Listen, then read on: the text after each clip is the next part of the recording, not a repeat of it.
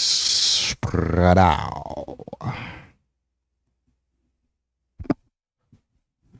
1 2 1 2 1 2 1 2 1 2 1 2 1 2 1 2. Let me make sure that the audio is crispy. Everything copacetic. And let's get some just not a long one, but a quick one, you know what I'm saying? I'm not here for a long time, but a good time, as they say. I got Danton Lamar, who's going to be popping up just now. He's got a comedy show going down. Big salute to Road to Success. He says, wild interview. Which interview do you speak of, sir? Trackstar Music. Old John Crow 416 Trackstar Music 416 or 416 Trackstar Music. What up? Thank you for the donation. Big dono. Big dono. Hold on. Let me load up the sound effects for moments like this. Holy. I'm slacking right now. There we go.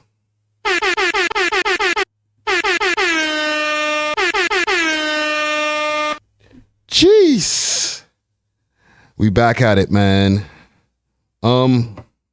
Before we bring Danton in, all right? And if y'all are wondering, I'm just getting to know this gentleman here and what's going on with him. Let me pull up the event on my screen here. I have it posted on on Instagram for the We Love Hip Hop page.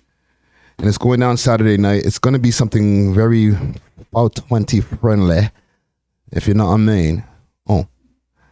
And, you know, speaking of such, salute to the sponsors. I actually have the page up right behind me.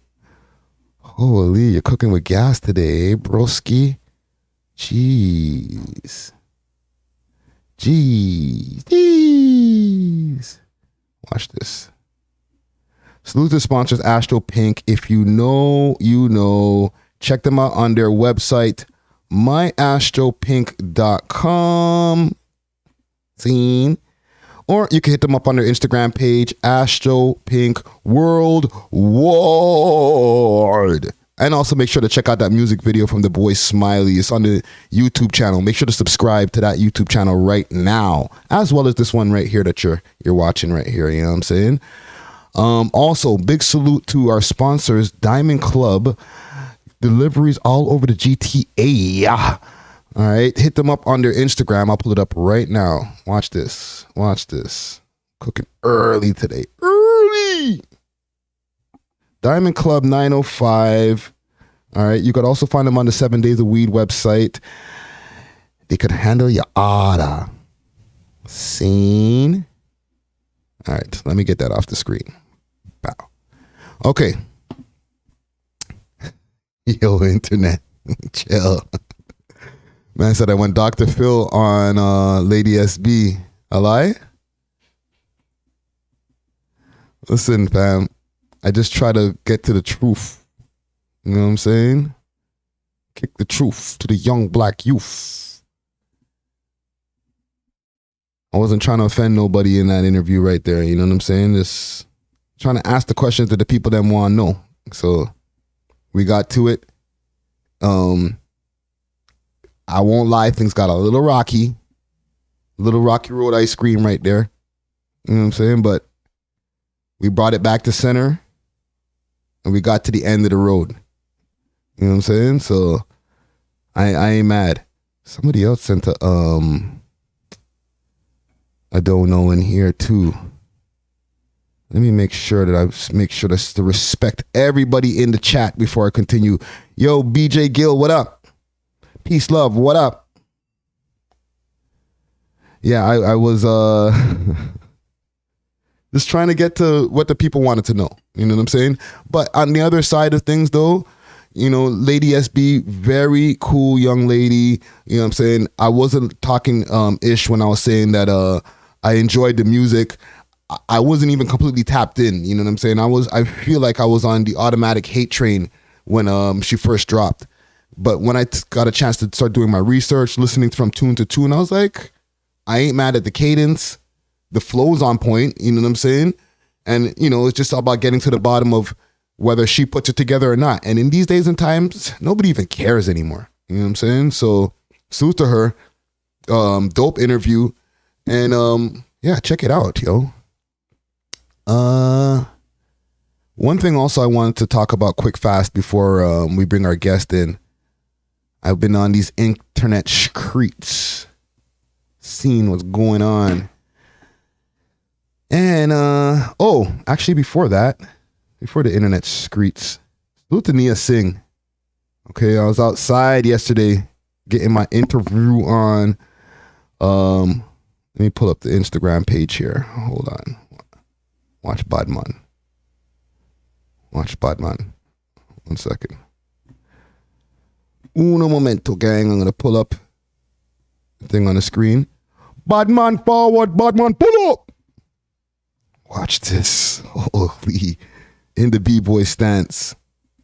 You know what I'm saying? With our future mayor of Toronto right there. The boy Knia Singh. I won't even call him the boy, the man. Knia Singh was out there yesterday.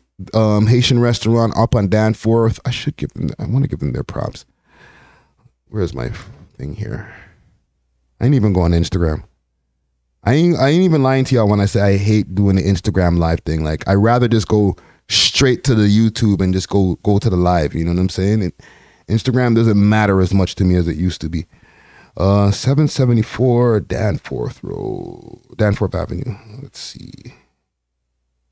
What was the name of this place?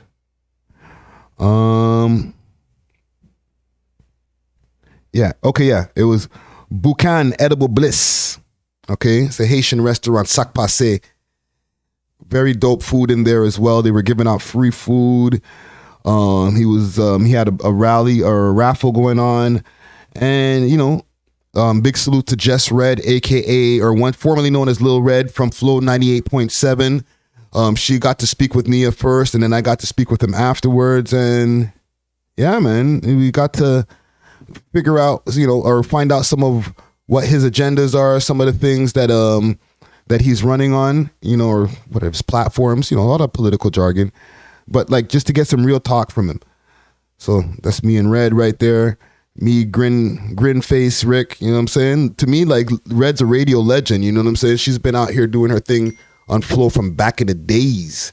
So I'm just like, yo, it's an honor to like be a up and coming broadcaster and, you know, meet a legend. And here he is, the man. For coming out to do this interview with me tonight. So the whole purpose of tonight is for me to share my vision with the city, capture it, and spread it. Because our city is suffering. Quick thing in the comment, gang. How many of y'all have ever voted? Okay, and listen, I swear to God, we're going to get to the rap stuff, and then we're going to get to our guest. You know, this is not no political platform here. Okay, so YouTube, just chill. Just chill. Just settle down. Yeah, like, how many of y'all vote? Like, real spit. How many of y'all have gone out to the polls? And I'm not asking as an avid voter, about to wag my finger at y'all. Like, no. I'm just asking just for research purposes. You know what I'm saying? Put a 1 in the chat if you do, and then put a 2 in the chat if you haven't. You know what I'm saying? Road to success is the Matrix is watching. I know.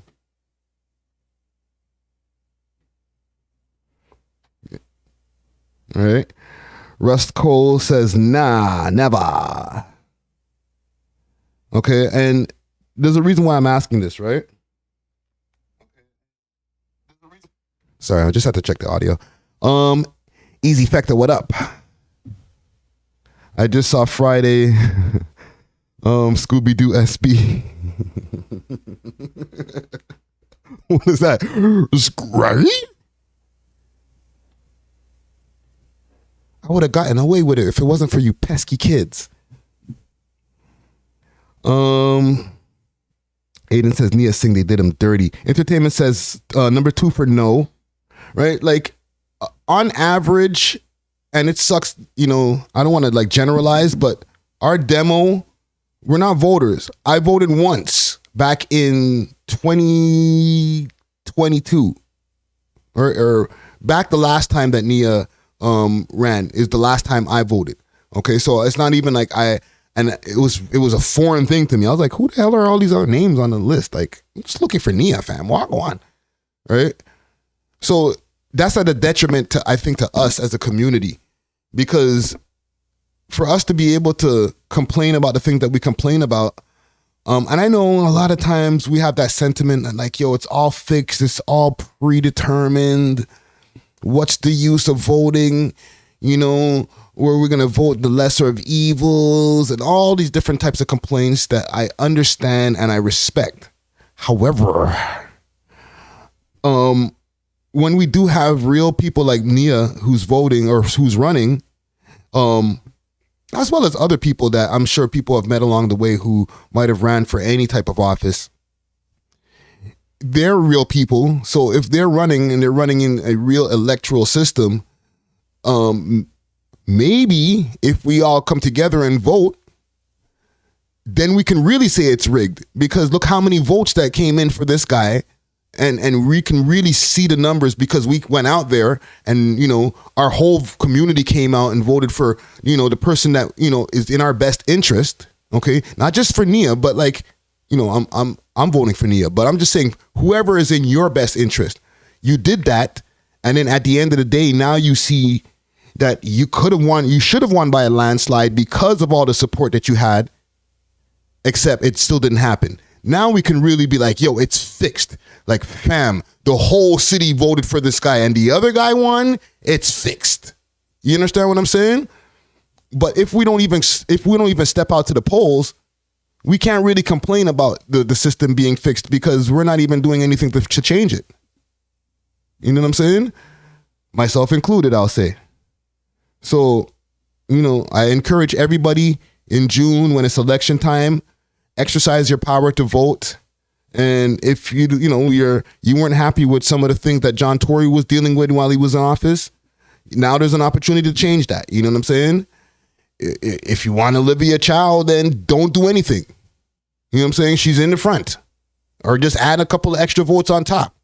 But if you really don't, because I'm being sarcastic, then do what you can do to maybe if maybe split the vote, whatever you got to do so that that person that you don't want in power doesn't win and the person that you do want in power does win. That's just my little piece on there. You know what I'm saying? That's all. No more political talk. We're off of it. We're out of there. Okay? Back to the Bacchanal and Akari. Top 5. And Flippa GGG. These guys are like, they're like Instagram all-stars, those two guys, eh? For mans who are inside who are dealing with like legal issues, they're like popular on the blogs, like as if they were just in their room chilling. So apparently they have both turned and said Cuban doll is the reason why they're behind bars. Okay? She's confidential to Savage now, apparently. That's clever. That's bars. Confidential to Savage? Okay. Okay, so here we go. Salute to Six Sounds once again. This is from Flippa GGG's stories. He says, who's that? Confidential to Savage? Does she even have an at? He's just making up an at. Shaking my head. Rat.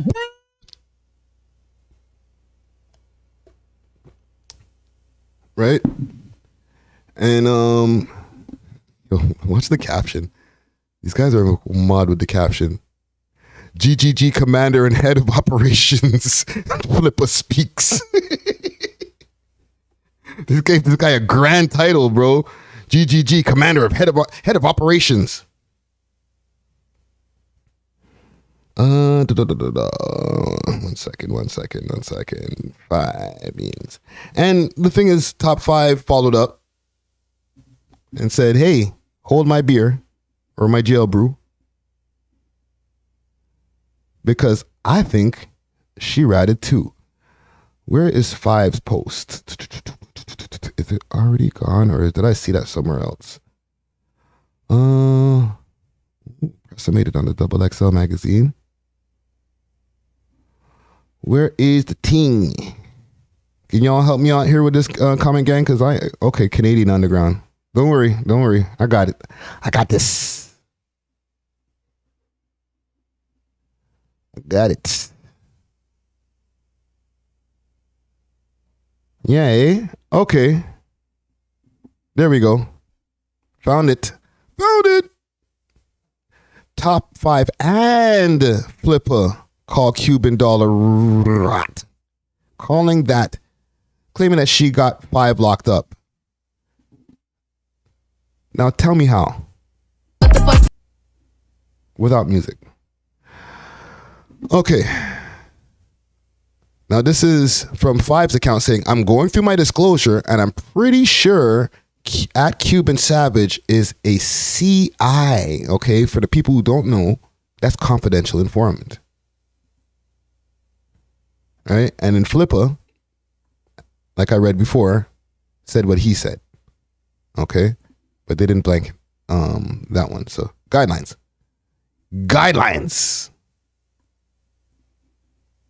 Holy. Okay, so there we have it.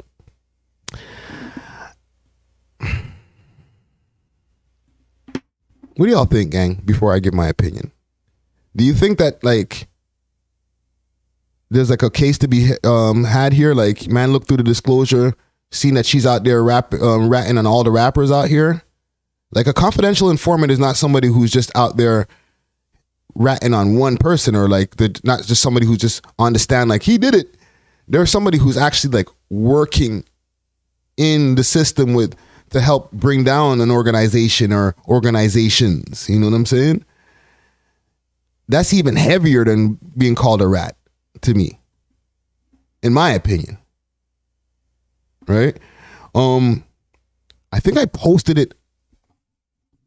Might have been on my personal page, or it could have been on another page, where I posted something about the average yearly salary that a confidential informant gets.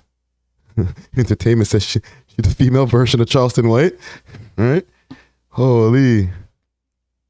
Charleston Savage. Cuban White. I don't know. It's a name in progress. Let's see here. Confidential to Savage is crazy. Yo, those guys are clever, man. Holy.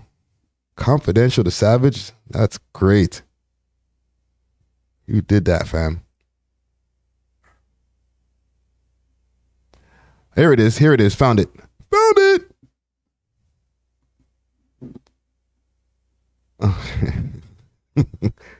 I got music playing in here. The snitches and rats.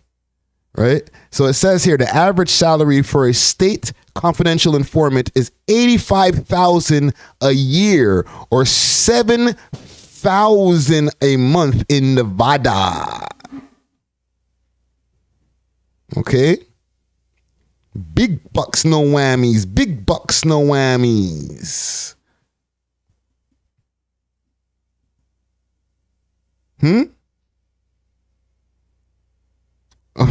Today, I don't know if we might make this a rhetorical question, because I dare I ask, road to success is tax free. Right? Dare I ask, who's taking that $85,000 a year? Comment gang strong. 1 for yes, 2 in the chat for no. 85 smackaroos tax free a year.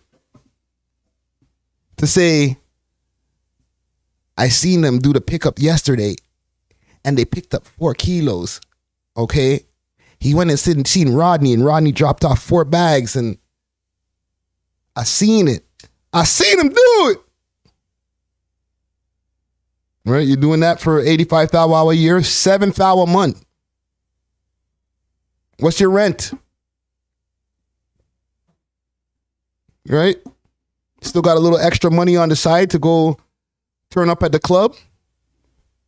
Go watch it. You know, keep your eye on some more niggas. There he is over there. Okay.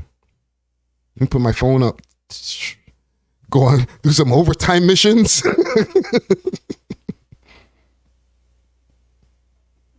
Maybe they'll give you a bonus. Right? Snitching bonuses. Do you get snitching bonuses if you're a confidential informant? I found another gang officer. They got a whole other human trafficking ring over there going on. So what do I get for that? Do I get an extra $50,000 on top per year for that one too? It's a light trafficking. I don't know how this works. I've never entertained even wanting to be a confidential informant, but like if this is the kind of money they're giving out, maybe this is why we got the Cuban doll situation. She's like, what? My raps ain't slapping that much. How much? 85.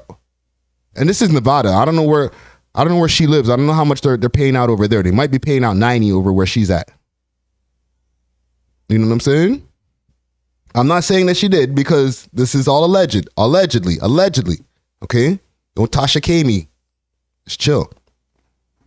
I'm just saying though, if they're giving out $85,000 a year in Nevada, peace, love, says it's a low tax state, right? You might have to go and look and examine how many rappers are actually living in Nevada. You're spending a little bit. How many of y'all got all of a sudden Vegas residencies and stuff, eh?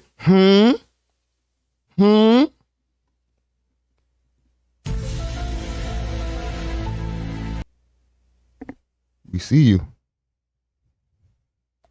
Anyhow, this is all allegedly. This is all hearsay. Well, he said that from what he's seeing from his disclosure, he hasn't saying it's confirmed. But who knows? Who knows? You know what I'm saying? Road to Success says Lil Boosie is moving to Las Vegas. It was just chill on, just easy on Boosie, yo. You know what I'm saying? Okay, let's send this link out here. Get this gentleman here on the line. And gets to talking. We're bringing in Danton Lamar. He's got a comedy show going on Saturday. Let me send him the link. I'm going to bring him in via... What the hell is this charged? Let's see. I'm going to bring him in via Discord. And follow our Discord. I'm going to put the Discord link in the chat as well for y'all in the comments so y'all can get in tune with our Discord, leave music, whatever you want in there. You know what I'm saying? And let's get interactive. We'll also be back with a pre-recorded episode this week. Big salute to Dusty Wallace. You know what I'm saying? There we go. Let me go into my Discord and pull up this gentleman here. Don't switch device. Let's see here. Just give me a second, gang. I'm just doing some things in the background here. And big salute to the comment, gang. Let's see here. I'm not really up on the Discord that tough like that.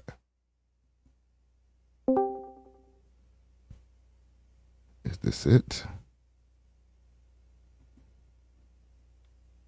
No. It's this one here. Yeah, there it is. There it is. There it is. Choose an activity. I'm just waiting for this gentleman here to join the Discord here, and we'll get a conversation popping. 1 second here. And if y'all got any other topics that y'all want me to cover right here, let me know. You know what I'm saying? Yeah, Rusty Cole, salute him still, eh? I'm not a hater. I got no hate in my blood. One second here. He said he's in. Is he in the main chat?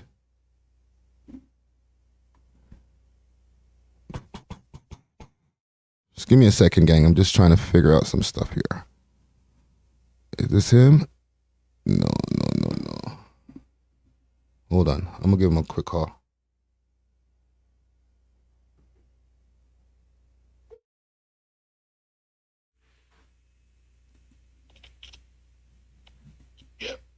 Yeah, you're in the voice. Are you in the general?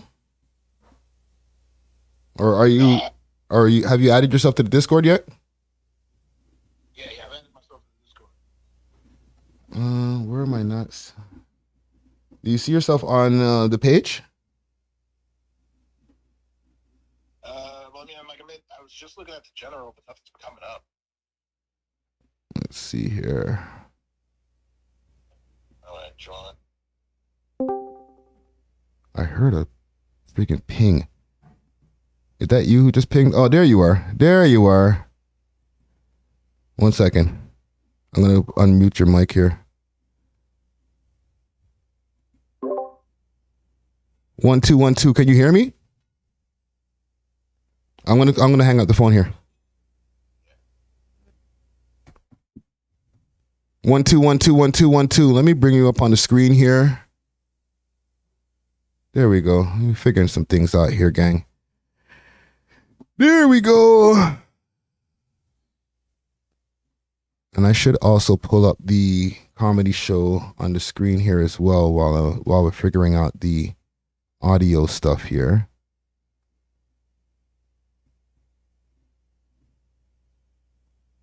Let me know if you're able to hear me over on your side.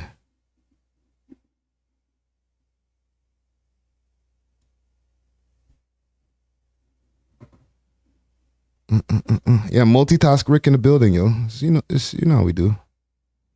You know how we do it.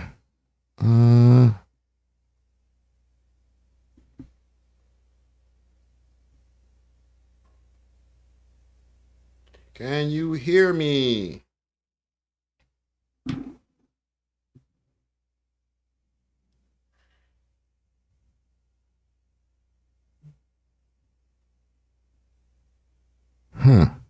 Said he can't hear me.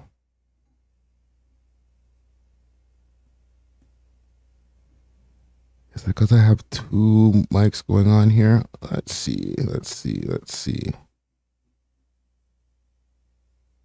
1 second, gang.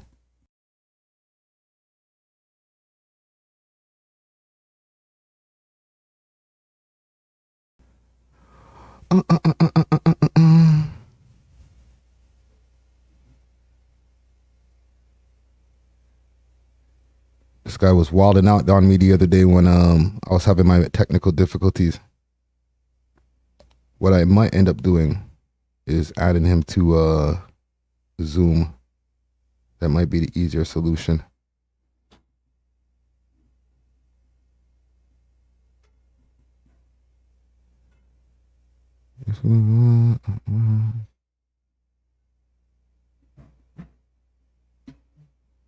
Damn. Zoom, it'd be quicker. Yeah, okay. Give me a second, gang. I'm going to set up a Zoom link right here.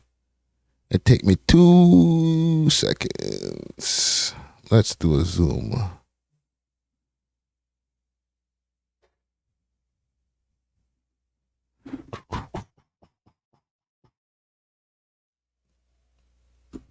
Oh, you know what I might be doing wrong? 1 second here, gang. 1 second. 1 second, gang. Say something again. Say something again, brother.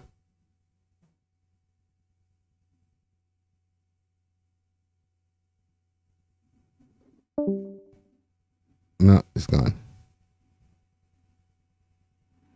Okay. We'll do a Zoom thing. That'll be way easier. Give me a second, gang. I'm going to set up a Zoom link here. Let me mute this. One time, quick.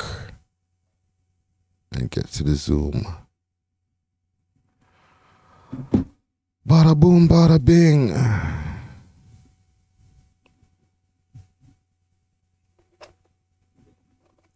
What I will run in the background while we're doing this is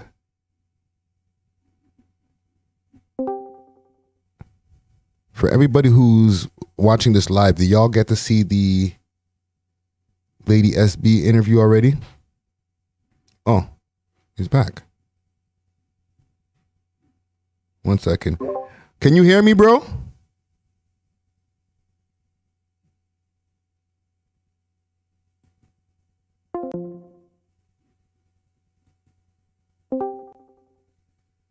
Are you able to hear me?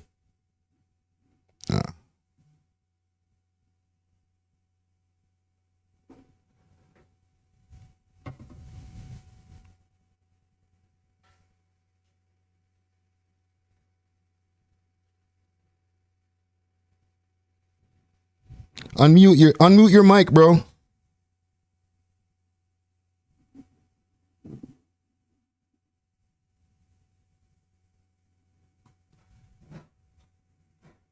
Because I can't unmute from my side. Oh, doesn't have permission. Okay, I see what's going on here.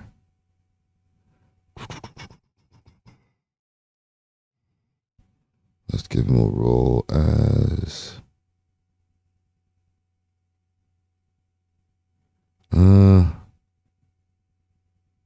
actually just move to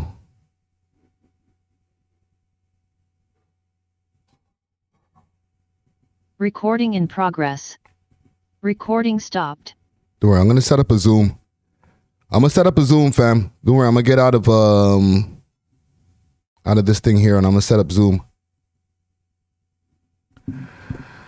All right, give me a second, gang. I'm just sending him a link here for Zoom and we'll get our conversation going here.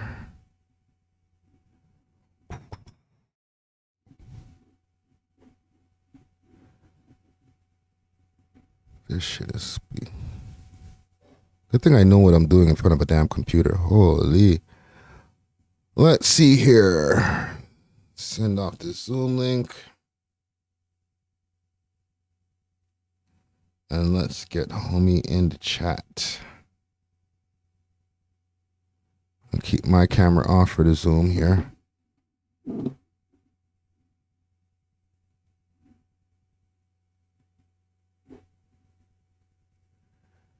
And I'll pull up the Zoom on the screen for y'all to see. There we are. There we are. 1 2 1 2 1 2. Yo. Can you hear me, sir? Yeah, you hear me?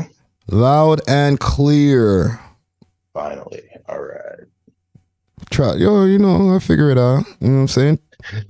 They call me Technological Rick, bro. 1 second. I'm just got to pull up the meeting here. Pow. Okay. Yo. We got him. Loud and clear. Let me make sure our volumes are good. So, we got the show that's going down this Saturday at a secret location. Hold on. I got something for that. For the secret location vibes here. Yeah, secret location. Oh, you can't hear audio. I'm going to share audio with you. 1 second. Share sounds, actually. Computer audio. There we go. Share audio. You couldn't hear the secret location sound. Ah, there we go. Right? But yeah, that show's gonna be fire. We've got 5 killers that are on, like Jesse Singh, Hershon Aurora, Paul Thompson's gonna be coming through. It's gonna be a ridiculous show, and we've got a couple sponsors that'll be posted up with some special deals for people that roll through. It's gonna be a crazy night. Like we're actually gonna have some herbal hookah set up too, which that just got added today. Hold on. And so like if you Herbal yes, sir. hookahs? Herbal hookahs. Like so you don't have to worry about none of the tobacco, but you can still enjoy a nice hookah smoke and get lifted while doing so. Nice. All right. Okay, Yeah, so that'll be okay. from like Blazers Market's bringing that and like we'll have Sovereign boutique selections. They'll be there. They'll be our main sponsor, so they'll be our biggest table that's there. They'll have a lot of stuff, exclusive prizes for everybody who rolls through. Yeah, They'll man. actually have like a little wheel they're planning on bringing out to like give out prizes to everybody. It's gonna be ridiculous. They have exclusive deals just for that show. It's gonna be nice. Yeah, salute to Sovereign. And for the people who don't know this young gentleman that I have on the screen here with the dope Prince Purple Rain shirt, and I will say extra dope because I have the same shirt as well. Fire shirt, you know what I'm saying? Right? We have Danton Lamar in the building. Okay. Yes, sir. Are you the owner of the comedy club, or are you the owner of a comedy club? Yeah, so yeah, like I own the Comedy Lab, which is in the annex. It's not where this show is going to be happening. Okay. But, like it's in the annex. It's actually where I'm heading to right after we get off this call. We got shows Thursday through Saturday, 8 o'clock and 10. It's the only Black-owned comedy club in Toronto. And so being that, we pride ourselves on making sure that we have what I call the most eclectic lineup, which just means you won't see more than two straight white dudes on one lineup. The struggles of opening the only black comedy or black owned comedy club, please, because I'm sure it wasn't easy. I mean, it wasn't easy. The hardest part was finding the location, and then once we were up and running, the community was behind us. I mean, people were there for us from day one. But it was finding the location, getting somebody, because I was new in the city. I moved here in 2019, so I didn't have a lot of connections. And finally, I got somebody who had a space that I could turn into a club, and they were actually on board with the mission. That was the hardest part. That took me about 2 years just to find. But then once we hit the ground, like our community of comics like built around us real quick. And then we've had some like repeat customers that come through pretty much like every other month or so. It's like people have been there for us, but summer's coming, so we're trying to reach out and get more people in. Where did you move from? So yeah, I'm American, but I moved here from Russia. Yeah, I was in Russia for a year. I helped start a comedy club out there, which is still running. And then I met the love of my life and we moved here. Wow. So you're a worldly man, you know what I'm saying? Passport stamped up. Yeah. No, Russia, like I've lived in Russia, China, Korea. I've lived all over the place. And like I will say, like for Russia, like I love it. I loved it. It was great. I don't know if I'm gonna be able to go back anytime soon. But like it was the place that like I was told I was welcome so many times I didn't feel welcome. What? Like it was just like they were like, "Oh, you're welcome. Like so happy to have you here." And like by the 100th time in the same night, that kind of feels a little fake, you know? Yeah. A lot of Buffalo Bill like comments about my skin being like, what lotion does it use? Like it's just he puts the lotion in the basket. yeah. It was like other than those moments, it was a lot of fun out there. But like, yeah. So you opened a comedy club out there though? Like what? Yeah, I helped a friend of mine open a comedy club out there. And yeah, it's called the St. Petersburg Comedy Cabinet. Still running. We're the only English-speaking comedy in St. Petersburg. Nice. Which is, its own little claim to fame. And like, I mean, there's like a nice little community of comics that are kind of growing in that circuit and like traveling kind of in like the Slavic regions. It's been it was really cool to actually start that there. I didn't think it was when I moved there, I didn't think that was like going to actually work as well as it did. And I was happy that like within about 3 months we had good consistent returning comics for like a city that we're just starting comedy in, and a good like returning audience to make sure that we can actually keep everything going. Yeah, yeah, no, that's dope, man. And that was after moving around in the United States. So, like some of the comedy clubs that you started off in, let's say, let's go there first. Well, where I started was Beijing. I started when I Interesting. was, yeah, I started in Beijing. I've done more international shows than I have like in the States. Like I did a 10-city European tour. I've only like the only states like places I've played in the States, like I played Boston a couple times, uh, Virginia Beach, which is all right. And then like I hit a couple mics in New York, but like that was a while ago. I haven't gone Mm, back in years. But like starting in Beijing was crazy because it was a lot of international people. And so like, and a lot of us were there to teach English. A lot of people were there. It was a mixture of like English teachers and people who worked for foreign governments, like for like the audience and comics. It was an interesting time. yeah. So, what's your comedy age, as they say? Well, I've been doing comedy 8 years this summer. Okay, okay, So okay. yeah. So you're a Yeah. growing young man in the comedy game. You know what I'm saying? Yeah, still young, but very very ambitious. At least been able to make things work more often than not. So Yeah. And comedy is a hustle, like or not a hustle, but you got to hustle when you work in the comedy game, just like how with the rap game. But I even feel more so because it's not, you're not getting a lot of money doing different open mics at different places like that. So, yeah, no.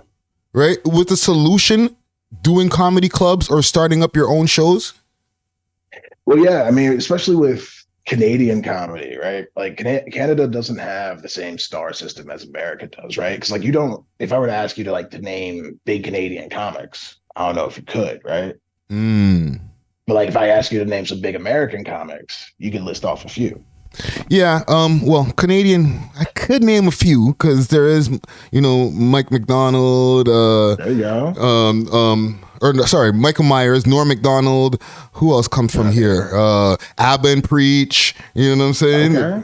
Okay. So yeah, you know more than most. I'll give you that. I'm kind of a little It's bit, a little bit like, tapped in, but not crazy yeah, tapped in, right? yeah, nah. Whatchamacallit? What am I going to? Russell Peters Yeah, Russell Peters. I thought that was gonna be the first one you were gonna say. from the Six. You know what I'm saying?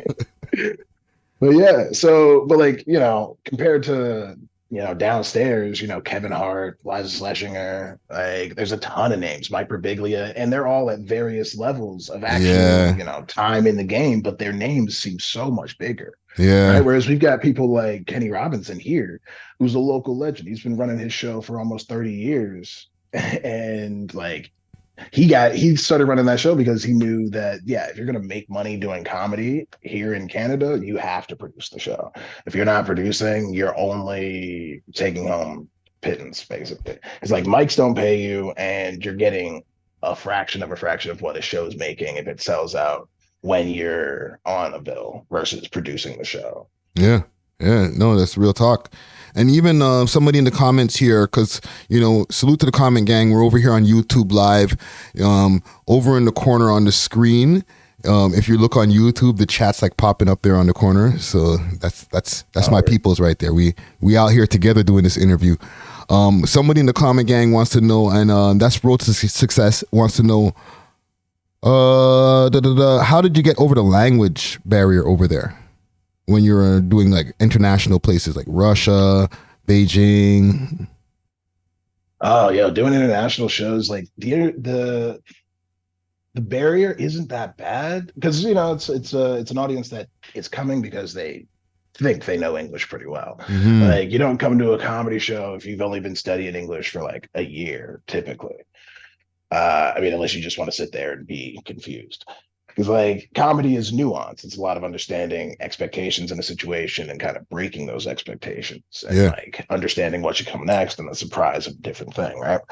And so if you're caught at the second word of a sentence, you miss the whole joke. Yeah. You're But, like trying to, people you're in who- your Google Translate trying to figure out, and the joke's already over. Exactly. And like you will see people who like come with a friend who like doesn't speak as good English as they do, Mhm. and they'll be in the back like whispering the joke, and then you'll hear a laugh from them 30 seconds later. That's kind of weird. But like it is, but like it's kind of like doing Zoom comedy. I mean, you just gotta when you're in another place and English isn't the first language, you slow down. Yeah. Like because I taught English, I learned to slow my speech a little bit and enunciate a little more so people can actually hear everything that you're saying. Because when Yeah. we're talking, if I'm just talking to you like I am now, like I can machine gun words at you and I know you're gonna understand. Yeah. But like if I'm talking to somebody else, I need to slow down and make sure they hear every word and understand everything that I am trying to deliver so they can understand the joke. And so a 30-second joke becomes 45 seconds. Oh man. And somebody else in the chat also wanted to know, and that question was actually from Peace Love. Salute to Peace Love. Entertainment wants to know: did you learn any new languages from your travels? Yeah, Indian, Chinese.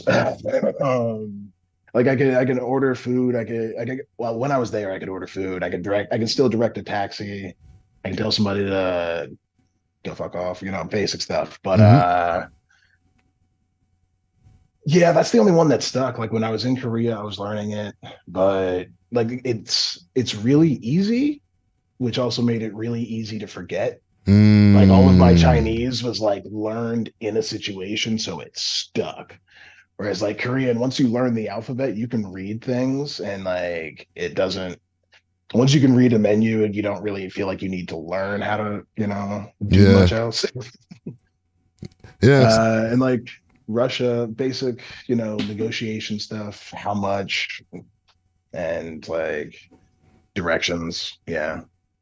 Those are the things you really need to know is like food prices, directions, and like, how to tell somebody to leave you the fuck alone.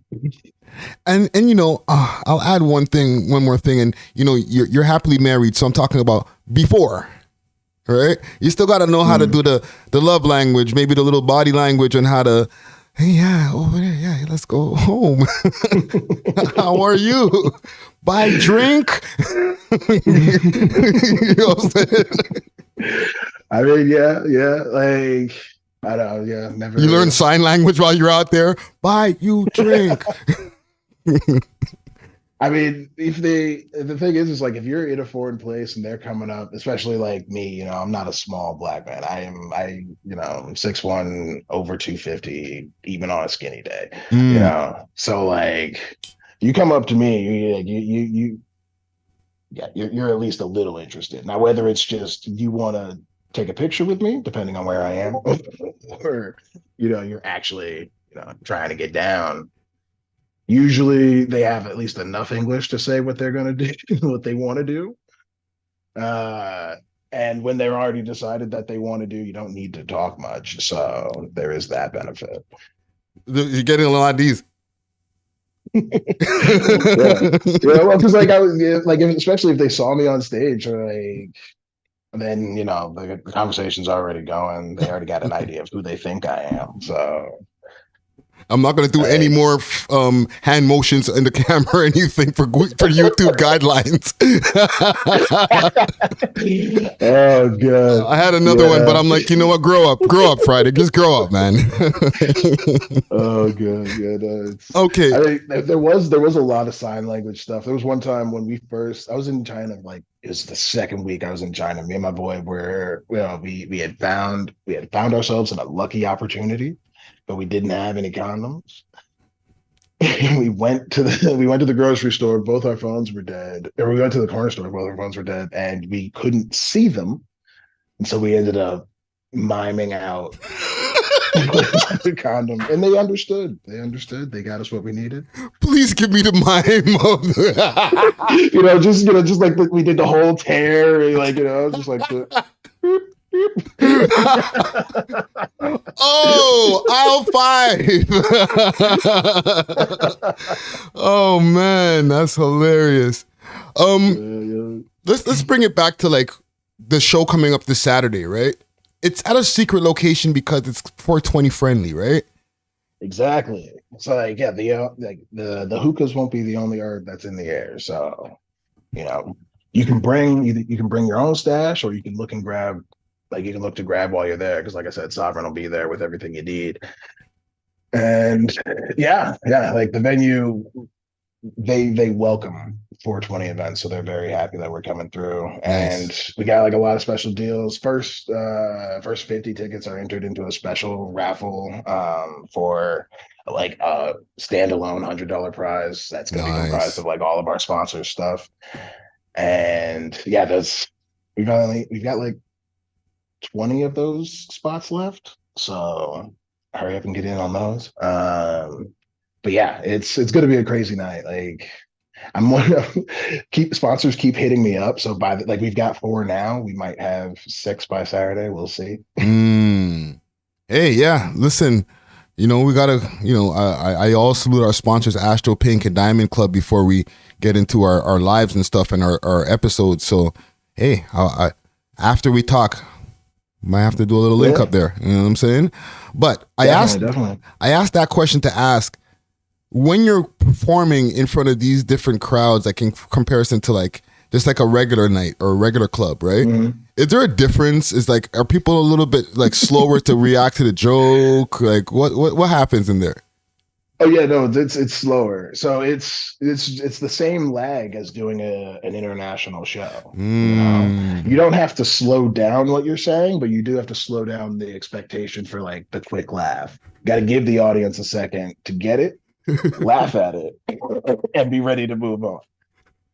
Because otherwise you'll just run over your material. And that catches a lot of new comics off guard in both situations. They're just like, oh my God, I had a horrible set. And it's like, no, you just didn't give them time to laugh. I'm only imagining is the punchline, 10 seconds of silence, and then and everybody starts getting it at the same time. Yeah.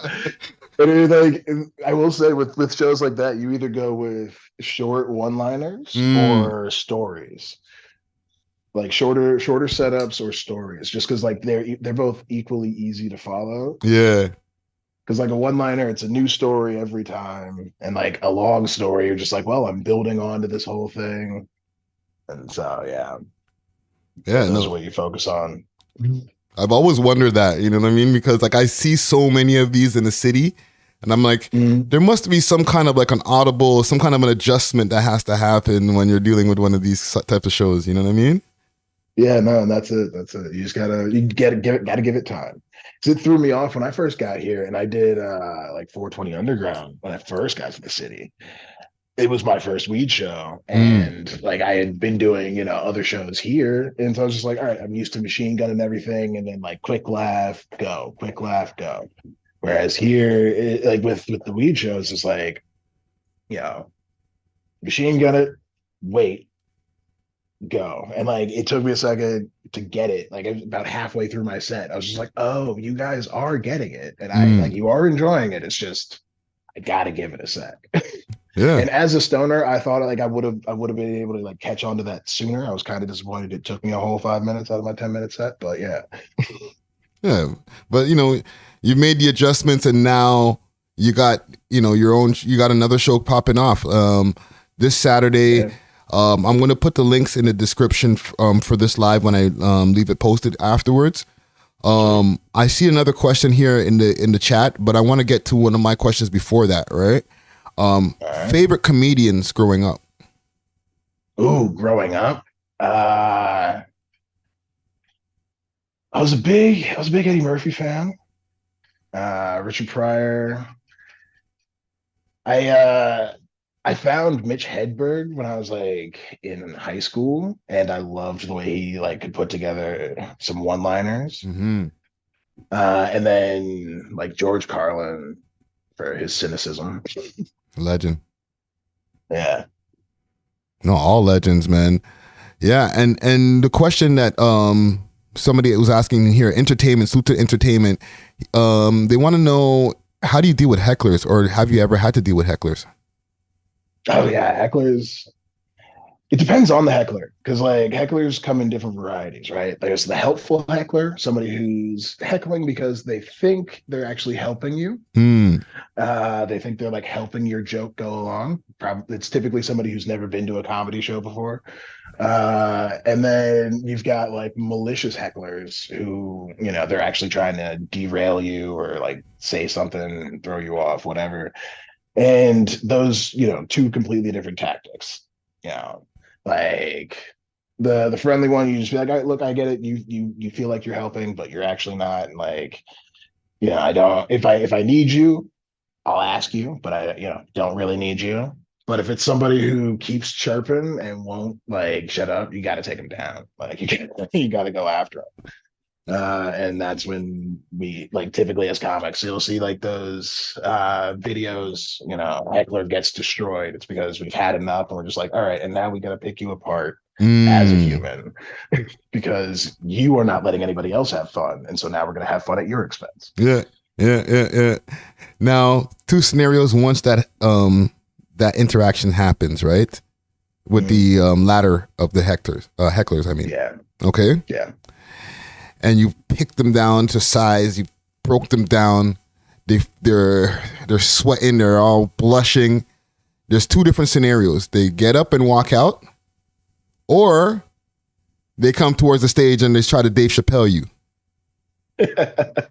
Have you ever had that one? I've never had that one. And like I've heard about it. And like there is a third option where they just sit down and try to be good audience for the rest of the show. But like which is more often than one. Like if you really strike a nerve, then they'll leave. But like I've never been bum rushed on the stage. And again, I attribute that to the fact that like I look like a linebacker. So I was just about to say like, 6 foot and chain. sure. No, kind of like a bus. Like, Yeah. It's like, please. sure, bring it. Yeah. And I mean, not to mention, it's like there's another comic in town, Cliff Knight. He's one of the producers that often works at the lab, and he had this joke right after the whole slap, where he was like, "Yo, if you think you're gonna bum rush the stage, like he would pull up the mic stand. He's like, this thing is heavy. Like we have a weapon, you don't. Yeah. It's just like, yeah, it's not like even if you just put it up to like jab somebody away, it's you at least got 4 or 5 feet of clearance on somebody." Man, I don't even think you need to do that. I can see you putting somebody to sleep in a serious headlock. Just go to sleep. Go to sleep. Go to sleep. Right? Little night action. Little night action. Right? Have you ever bombed? Oh yeah. Tell me about how that feels. Like what's going on inside you? Like what's the hands feeling like? What's the physical like?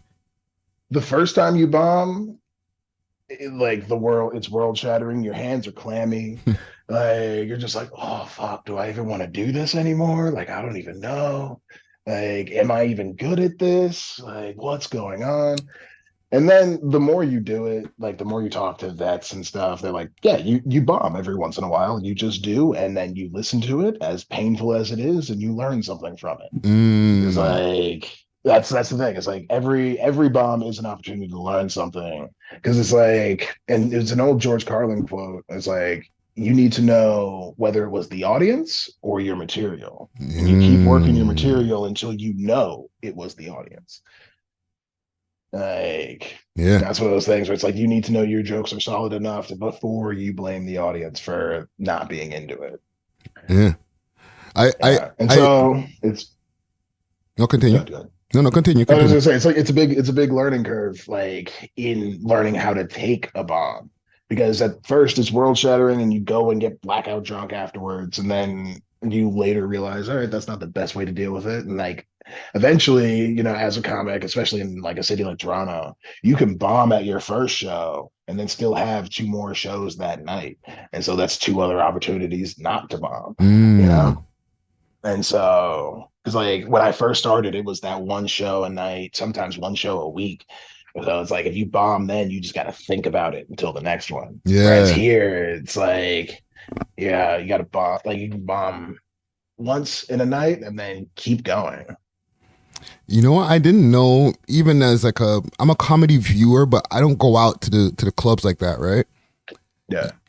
But what you described is what I hear a lot of comedians on the shows I watch talk about when they talk about New York, right? With the Laugh Factory and going to multiple places in the night. I had no idea that Toronto had a scene like that. Oh yeah. Well, because like we opened last year in February, right? Right after the lockdowns. And when we opened our doors, we were one of 5 comedy clubs to open that month. Like brand new ones, not Yuck Yucks, not Absolute, like not Second City, even the Corner. Like those are all the old heads now. We've got a bunch Yeah. of indie clubs. So it's just like it's us, the Comedy Lab, then right down the way, got my boys at Backroom Comedy. Mm-hmm. And then like Tall Boys, I don't know if you like on Bloor, they've dedicated their basement to comedy. Okay. They've got another space called Winona that they also dedicate the basement to comedy. Then there's the Royal Comedy Theater. I mean, like all of those just opened or like dedicated space to comedy like that, like in that month. Yeah. And so now, like when we have comics coming through, it's like, yeah, a comic will be doing, my show, and then they'll hop on the subway, go 2 stops, and do 2 other shows a block, like 2 blocks away. And Yeah. it's nice for them because it's convenient. You can book all the shows right in the neighborhood. You don't have to stress about running from, like now Comedy Bar Danforth all the way at like Main Street on the East End, all the way back to Comedy Bar East, or Comedy Bar West at like Ossington. Like, though it's a straight shot, it's a long trip. Yeah. And like being able to just take 5 minutes on the subway and be at another show is nice. That's dope, man. And that's an eye opener to that there's a scene like that out here. I'm actually want to go and partake now and go check out a couple of these clubs. Like, you know what I mean? Yeah, Check man. out some of the new comics, some of the new talent out here, and some of the old school. You know what I mean? Yeah, because like it's been a flourish. Like the number of comics I've seen like have their first set at the lab, come through for a Thursday or Friday night mic, and they are just like, yo, it's my first time. Yeah. So many people have like started and they're, now consistent. Like one person, like shining example of that, like Mickey Dykeman, they're like, we just started a podcast together, but they did their first set at the Comedy Lab like last March, in like March of 2022. Yeah, now they're hosting open mics and basically they're living off of entertainment only, like after a year. So like, some people you can kind of hit a stride. And it's not like they're making good money, but like, they just don't have to have a day job. And like it's just what we all strive for. And it's like some people can hit it quick, if you got it, like if all the things line up and you're ready to take advantage of it, boom. And like some people, depending on your shtick, who you are, might take you a little longer. Yeah. No. But yeah. What about like the big comedy picture? Like, what are usually comedians' end goal? You know what I mean? For us, there's a couple different ways you can go. Like personally, I want to get more into writing and directing. Like I'm currently working on a web series that I'll be shooting next summer, and like that'll be my like directorial debut kind of thing, and acting really. But yeah, so like as a comic, you try to get into writing, acting, or directing, really anything else in entertainment. It's like writing is where a lot of comics go, just because there's a lot of comedy shows, it's like sitcoms and everything. So it's like you need somebody who understands what's funny. And so, we try to do a lot of that. Obviously, some, try to go the more pure comedy route, but even Kevin Hart's show, they're like, the way to really grow your money is to get on screen and then keep doing comedy. Yeah. Like, Yeah. Big movie stars. Yeah. Well, because like a stand-up set, right, is basically a one-man show. And the more you get into it, the further you go in comedy, the more you learn to like act out and actually emote your jokes and that gets a bigger reaction out of the audience. So like the whole time you're kind of learning how to act on your own anyway. Yeah. And like some comics do take acting classes, like because they are trying to get into acting, and like that helps. All of it helps, just because it helps you connect with the audience more. It helps them understand what you're trying to deliver. Yeah, that's dope, man. And one thing, even with writers, right? And this is my last few questions here that I have. And salute to the chat. I see the chat is intrigued with you, sir, because, and I say that to say, the reason I'm saying that is because we're a hip hop network, right? The bulk of the interviews that I do is usually with artists, mainly rappers, right? Yeah. But salute to the comment gang, because they always enjoy when we talk to people from different walks of life. You know what I mean? So they have so many questions for you. But I mean, I'm happy to be here. Yeah, man. No, we're happy to have you. And one thing with the writing, right, and being a hip hop network, right? What are your views on stand up with having a writer for your stand up? Like, I know Pryor had writers, and different people have had writers over the years. But then sometimes some comedians have gotten at people for having writers. Like, I've heard Cat Williams diss people for having writers. And I mean, I don't know. Because I mean, like, I get it. It's like your stand-up is supposed to be all you. Mm-hmm. But the thing is like, if I wrote a joke that I think is best said by Chris Rock, I'm gonna give him that joke. And if he likes it, he's gonna use it. Yeah. Like, there's a difference between having somebody write your whole set and somebody giving you a couple jokes or helping you punch up some jokes. Yeah. I mean, I don't know, punching up jokes, trading jokes, that's just industry to me. Like, I've had jokes that I've written before that I've been like, yo, take this. I can't really, it doesn't fit me. Yeah. Right. But it fits you. Right. So, and like, I would never begrudge somebody for that. Right. So I don't know.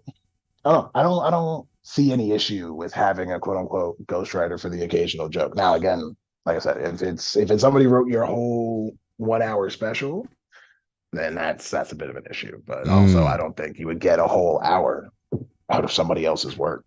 Yeah. Yeah. You still have to add some of your own stuff in there. Exactly. And like, the thing is like, even if they wrote it, right, like, you still had to go out on stage and perform it over and over and over again. And by the time it's, delivered as the special, you've rewritten most of it. Yeah. Like, because the first draft, even the first couple drafts of a joke, it's not how it's going to be on the album or on the special, right? All of that, like, is going to change because you learn how it actually hits better with an audience. Even though, like, you can be doing comedy for 20 years and you know how to write for your voice, but you don't know how it's going to land until it's in front of an audience. Yeah. No, that's so. Like, even that's what I'm saying. Like, even if somebody wrote the majority of it, they're still rewriting it. You're not going to take somebody's notes and just be like, all right, this is going to be a fucking great special. Go do it. Yeah.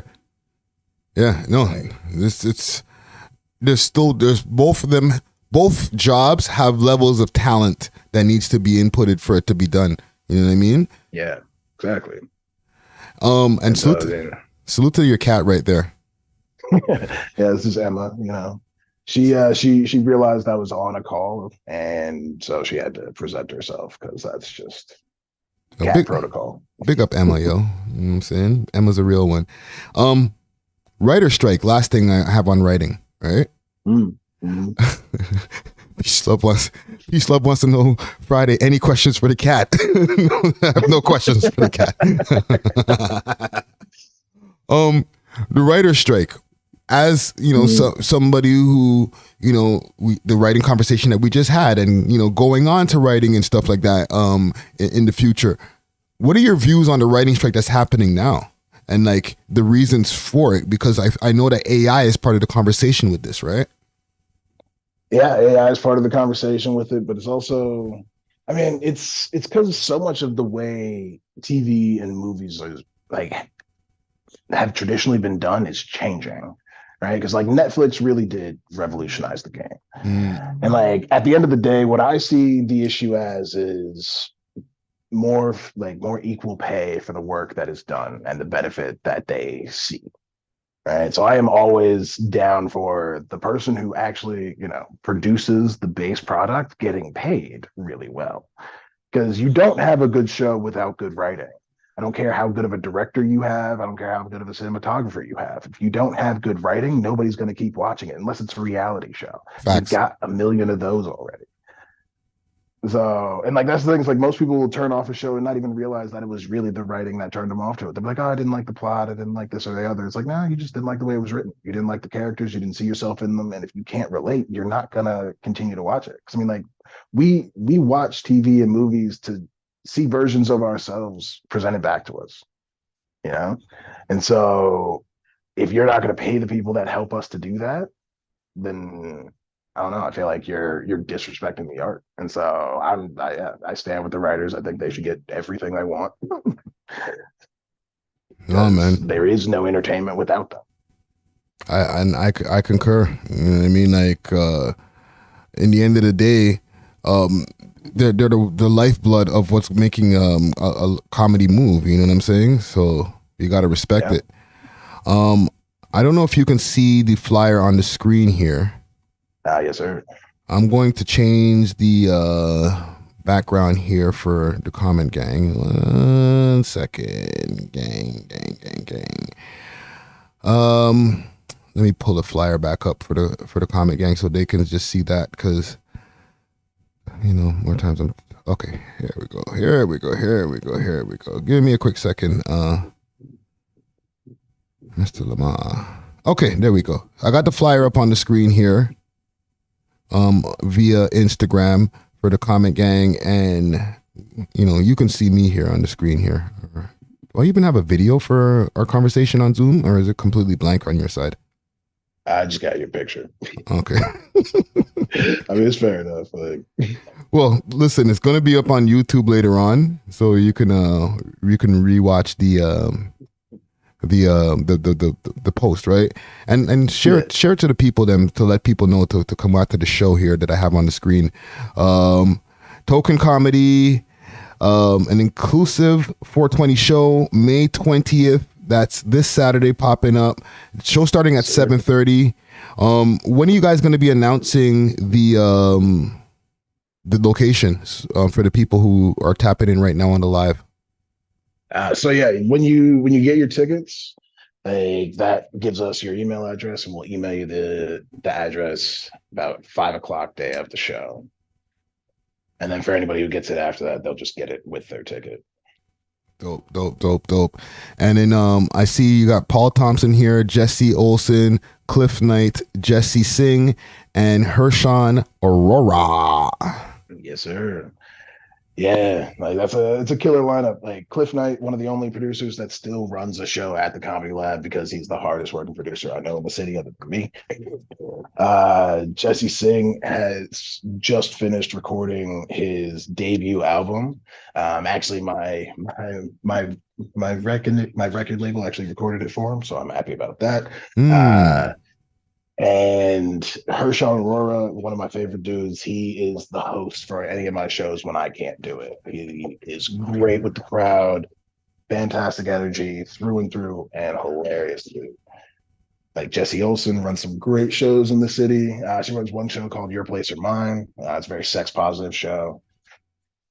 And then Paul Thompson is the OG. He's been on all sorts of different Crave shows with like different acting spots, but he's been killing it around the GTA for, I don't know, at least 8 years now. Like, he's a monster.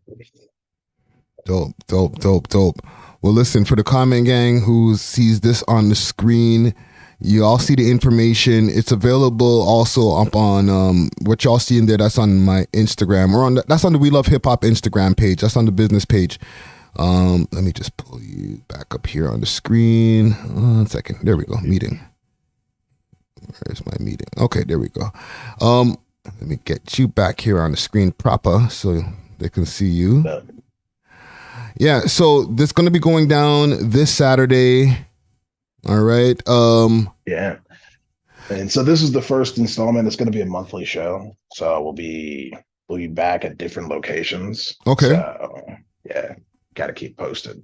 But like once you're locked in with these tickets, like if we have your information, you'll be the first ones to know about every show. Dope, dope, dope, dope, dope. And let the people know also where they can get your information or anywhere where you want the people to find you.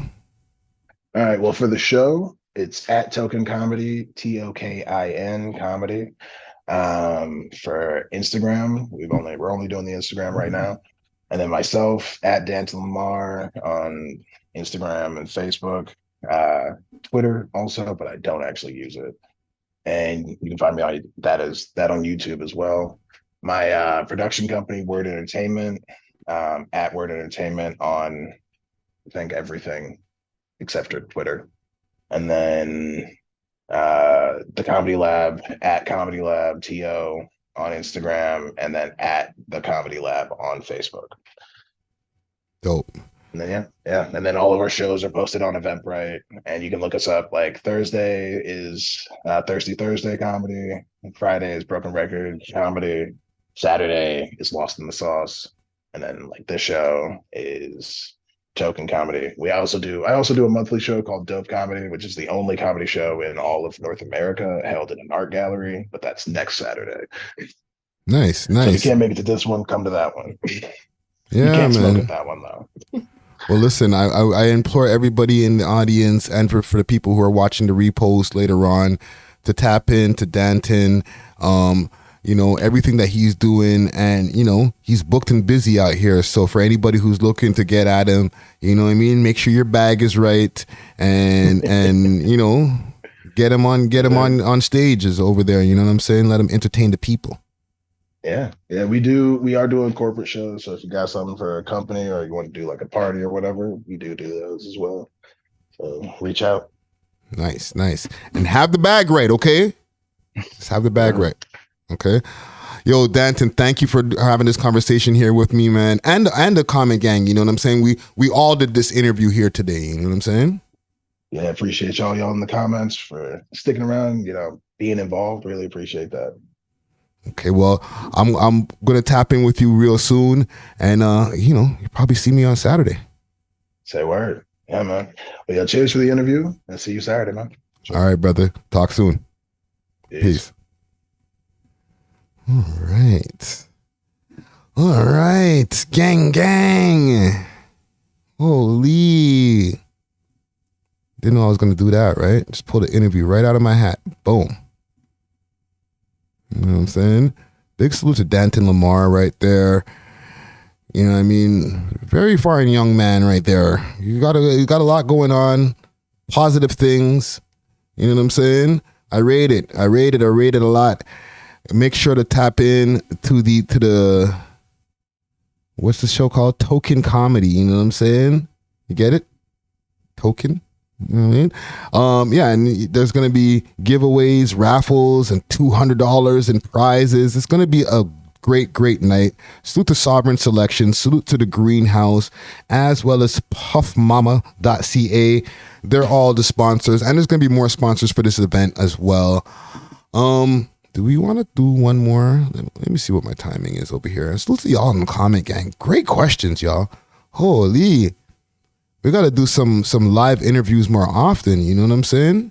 You guys are great interviewers out here, man. You know what I'm saying? Journalism at its finest. Let's see what my timing is. Hour and 18. Okay. One more. Let's see what's going on. Man, like Smiley dropped something. Oh. I know what I wanted to talk about quick, fast before we get out of here. The boy Press Machine. Na.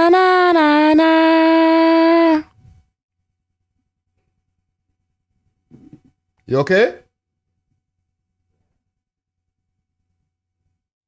My shorty sounds like she's dying over there.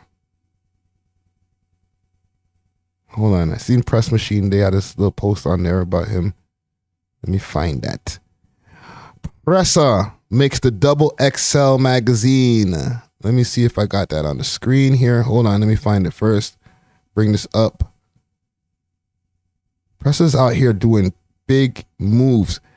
Every time he pops back up on Instagram or on the net in any type of way, it's for something, eh? Don't get that twisted. It's never always just popping up just to pop up. You know, every once in a while he does just pop up to show off a rollie or something. But for the most part, it's because it's accomplishment time. You know what I'm saying? It's like, yo, I got a new thing to show y'all that I'm doing for the country, for the city. So big salute to Pressa, aka Press Machine. Pressa makes it into the XXL magazine. I guess more XXL.com, but hold on. My bad, gang. There we go. Let's see what it says. So, oh, there is still magazines. Wow.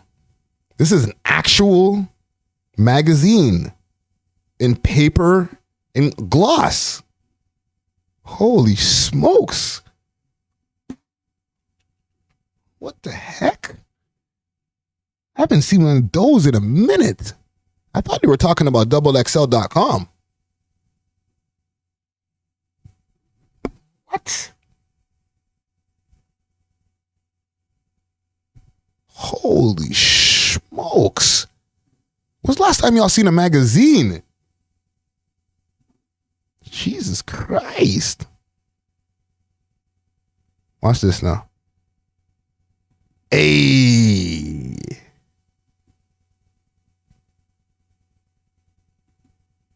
Hip Hop's We Got Next. Oh. Look where they got him. He's in the We Got Next section. Oh. Na na na na na. Watch the big man Pressa. So this is Hip Hop 50 We Got Next.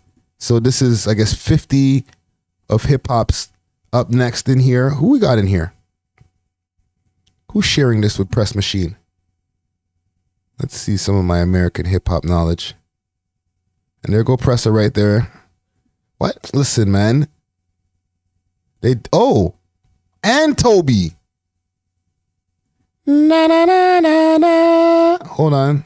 Where's my sound effect? Cheese. Okay. Yo, what are you saying, Peace Love, about fake news? Stop this, fam. Kodak Black thanks to Pressa. That's not Kodak Black. Kodak Black don't got next. He's like old school compared to these niggas. Now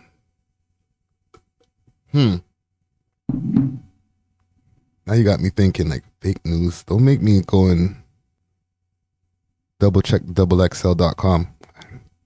You guys be messing with my brain, man. Jesus Christ. Why do I gotta fact check all the time? Let's go on to XXL.com.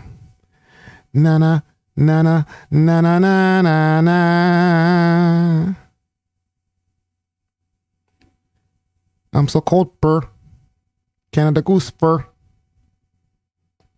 Okay. Hip hop 50 got next. Let's see. Let's do a quick search.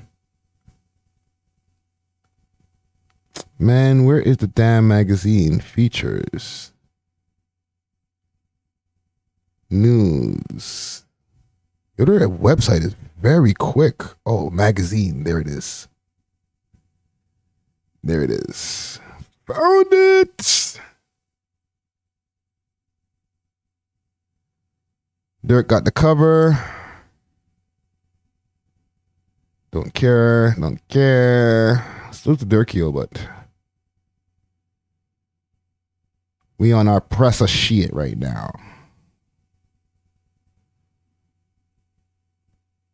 This is pretty cool. You can go through the magazine online now. You know what I'm saying? Salute to XXL magazine.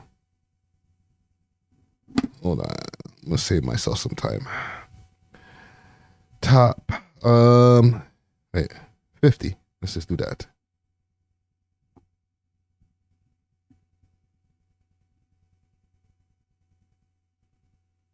Come on. Hip hop 50. Let's do this. I'm just doing a control F. For anybody who wants to like just find the term that you're looking for, control F. Just a little computer teachings right there. Stop it. Oh man. Okay. Well, I'm not getting hip hop 50 from there. Let's do a quick scroll. Is this it? No. Who the hell is this guy? More Durkio Shri.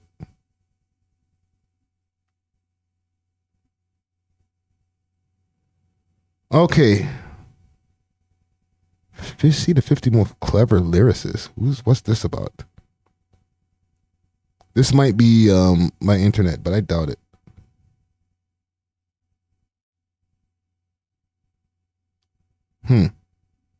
No, we're not doing that. Top 50 most clever lyricists. That's a conversation for a whole other day. Gotta do that. That's a good one. You know what I'm saying? That's when we start getting into real American topics, and because listen, it's not like mans them don't know about that. It's just we over here in Toronto, we try to specify for the man them, but I'm wait till I link up with Dusty. We're gonna break that one down. Anyhow, it's taking too long to find this shit. I'm going with this. Press Machine, Toby, they got next. Who else is in here? Who is this in the corner? Is this? That's not Black China. Black China too old for there. Comment gang, give me some of these other names. Y'all are some younger heads. And for the people who are watching the repost of this later, you know what I'm saying? No one in Toronto make a list except for Drake.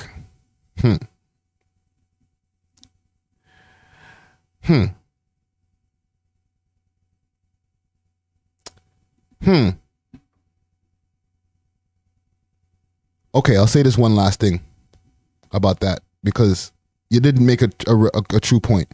And big salute to Pressa, okay? Big accomplishment. He's been doing his thing from time, and he's been getting, I think he's had bigger accomplishments than getting into the XXL, especially on the inside. We want to see the Pressa cover, okay? That's next. Cover of the XXL. Pressa representing the whole of the GTA, including Mississauga and Brampton, you know what I mean? Even though they want to leave, we'll still rep them too. And, you know, we get it cracking. But the last thing I want to say about this whole thing, because you did mention one thing about no one in Toronto, and this is from Peace Love, no one in Toronto make that list except for Drake. I'm glad that Pressa is doing his thing. And I'm glad that Pressa has been able to cut through a lot of the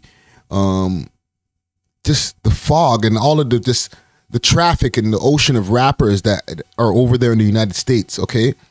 Especially representing Toronto, representing the hood faction of Toronto. Because a lot of times in the States, they don't believe that niggas got hoods over here in Toronto or in Canada. They're like, what? Don't y'all live in igloos? You know what I'm saying? I'm sure they're a little bit more educated than back in the 90s and the early 2000s when I used to be over there in the States on a regular basis. However,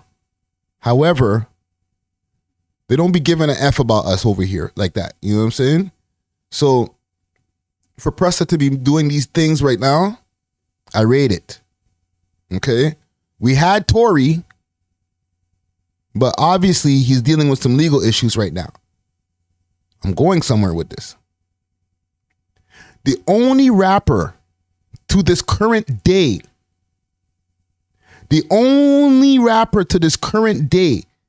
that the US really, really rate like that, okay, that they really love like that in the US, unanimously, that they're not like, oh, well, let me hear some more before I make my decision, okay?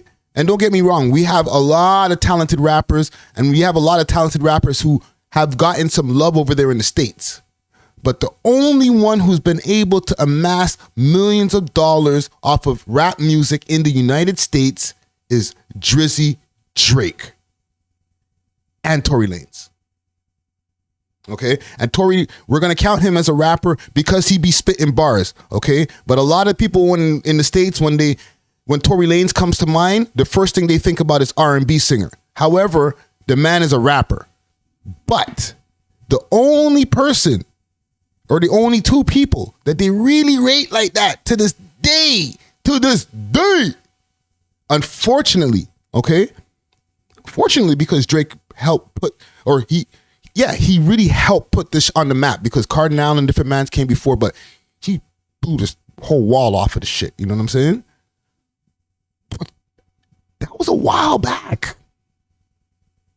Man bust the scene in 2009, 2010. We're in 2023.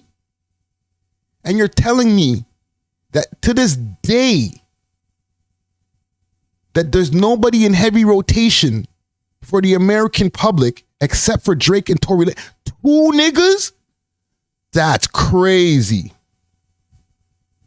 Tell me I'm lying. Please prove me wrong, comment gang. To this day, the only dude that they rate is Drizzy Drake. And I'm not saying this as a caping for Drizzy. No, I'm saying this as this is a problem. He's the biggest rapper in the world. And yes, he's from Toronto, but it doesn't necessarily mean that 100 other rappers came out after him and became millionaires in the States. Some guys have done well. They've done all right for themselves, but it's still a big struggle to get the Americans to be like, yeah, I mess with all you Toronto rappers. They be acting like they love us, but they don't be really playing us in rotation like that. You know what I'm saying? Like, we were just talking about Pressa. He had attachments. Attachments was busting down the radio over here. But let's be real. Was it really playing on top 40 radio in the United States? You know what I'm saying? Smiley had Over the Top with Drizzy Drake.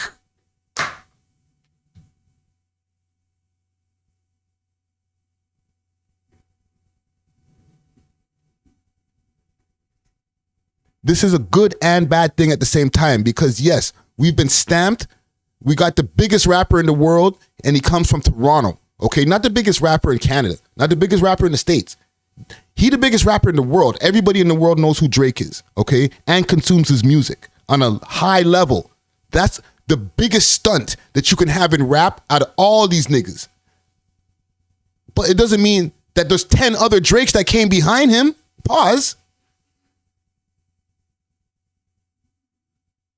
And I understand that's not going to be easy to do. But like at least even like 3/4 halfway of the success, come the frick on, bro.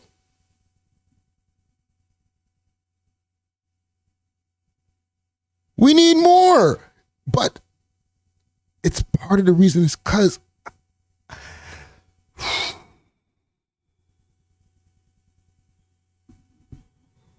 here comes a hot take. Americans don't really fuck with us like that. I'm sorry. They do. They like us. But if they had a choice to listen to, and I won't even say one of the, okay, I will.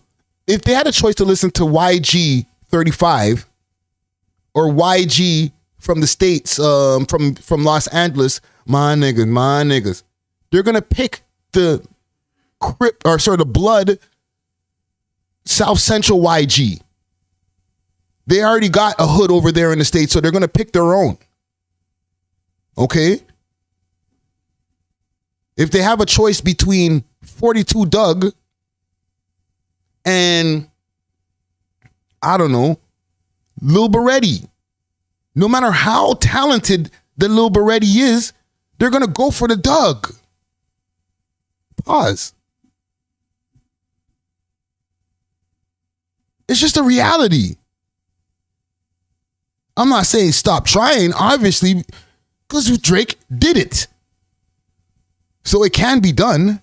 Tory did it. He dropped the ball, but he did it. So it can be done. You know what I'm saying? But to make it done, like to really see that, I haven't seen it yet. Okay? They got, like Pressa has achieved a certain amount of love, and Smiley too, but nowhere close to the Tory Lanez love. Nowhere close to the Drake love. And that's some of our highest traction product that we have coming out of the underground right now. Same with the other one, Top 5, who has millions of views on his music videos, in jail. And they know him. They make videos in the States about him. Hey, yeah, Toronto Top 5, rapper on the run, and all that type of stuff. Like, it's, you know what I'm saying? It's very cool and salacious for them to make videos, and, you know, listen, guilty over here too, you know what I'm saying? But at the same time, is he a household name over there? Come on, fam. Let's really live in reality, not in our bias. I'm just saying. Peace Love says they can relate more to someone from the US. Yes. I'm sure they're like, your story is very entertaining, Jane and Finch or wherever you're from. However, we got our own shit going on. I'm sorry. I'm going to go play that instead. I'm going to go play Durkio.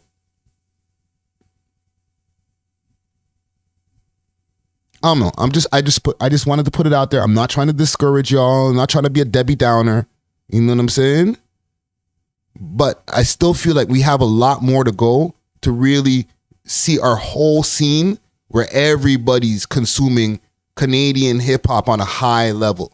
You know what I'm saying? It's going to be a lot of more changing of minds over there before that happens. You know what I'm saying? But we're on a good track. Okay. A lot of people consume Canadian hip hop, Toronto rappers. You know what I'm saying? And I get a lot of people who hit us up from the States that are like, yo, I listen to a lot of rappers over here from Toronto, or they're watching us. You know what I'm saying? And they're like in Florida and all these different types of places that people tap in from. So, you know what I'm saying? I salute it. And it means that there is a level of interest. You know what I'm saying? It's not like, oh, well, we don't give a shit about Toronto stuff or Canadian stuff. Or I wouldn't be watching We Love Hip Hop. You know what I'm saying? I didn't talk about no American stuff today. It's all Canadian, including Danton. Well, he's not Canadian. But salute to Danton. Danton Lamar. And salute to y'all, the comment gang. Make sure to tap the like button on the way out. You know what I'm saying? We'll be back in a couple of days with a few more chats and lives and all them type of thing there. Big salute to Dusty Wallace. And make sure to subscribe. Oh, subscribe and hit the notification bell and put the notifications to all. Okay, and make sure that your notifications are on for YouTube are on. Okay, if you're missing the lives and you're getting onto them late, only seeing them when you actually open the YouTube app, it's because you need to turn on your notifications and make sure that the bell notification is on, and then make sure to turn on your YouTube notifications on your phone or laptop, wherever you're using. All right, we are off.